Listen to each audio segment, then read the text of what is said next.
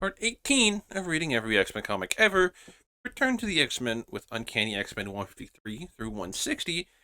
I also read Avengers Annual number 10 because it's the first appearance of Rogue. Boy, howdy, does it deal with the personal ramifications from the absolute shit show that is Avengers 200. We start with Kitty Pryde weaving a fun fantasy epic loosely based on the events of Dark Phoenix, but with a happier ending.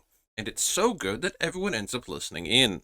After that, we begin a 4-issue arc, which I'm dubbing the Deathbird arc, because she's the main villain, I guess. It starts with Corsair crash landing in the X-Mansion and looking for Xavier, but finds Cyclops and Storm instead. The three of them have to outrun a colony of robotic space spider bounty hunters, and Scott finds out Corsair is his dad and takes it as well as you might expect. They then forcibly get regrouped with the remaining X-Men, find out that Lalandra has been taken and the culprits are on Earth. If they don't find her in a day, the Shi'ar will destroy Earth. Lalandra's sister Deathbird has been behind the whole thing, and she wants to be Empress of the Shi'ar, and has teamed up with the Brood to do it. Colossus seemingly dies in the fight, and Chuck is taken hostage. The remaining Starjammers show up in the nick of time, team with the X-Men to trail Deathbird and rescue Chuck and Lalandra. Also, Colossus is alive. Back in their Shi'ar ship, Kitty and Nightcrawler enact a plan to stop destruction of Earth from their end. It doesn't go well, and the main crew show up in the nick of time to save the day. Chuck gets comatose in the process. The team goes back to the island and tries to wake Chuck. They remember that they were once partnered with a federal organization, and realize it's probably safer for them if they erase the files the government has on them. With assistance from Carol Danvers, a small group heads to the Pentagon to do just that. They encounter Rogue and Mystique, and they end up giving the US government even more ammo to use against them. We then get supernatural as the X-Men go to Misty Knight's house for a weekend, but instead find Dracula, who attempts to turn Storm, fails because Kitty reminds her how important life is. A week later, back on the island, Illyana wanders off, and while looking for her, the team gets sent to Limbo,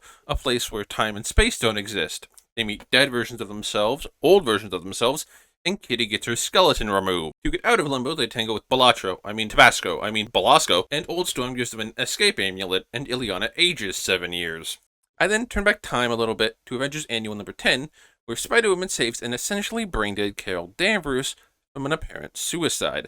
This leads her back to the Avengers, who are getting attacked by a rogue assailant that one-shots their strongest members and then attempts to break the Brotherhood of Evil Mutants out of prison. Carol wakes up, thanks to Professor X, and understandably goes off on the Avengers for shit that happened to her in Avengers 200, and how none of them seem to care. It is very fucked up, but I do not have time.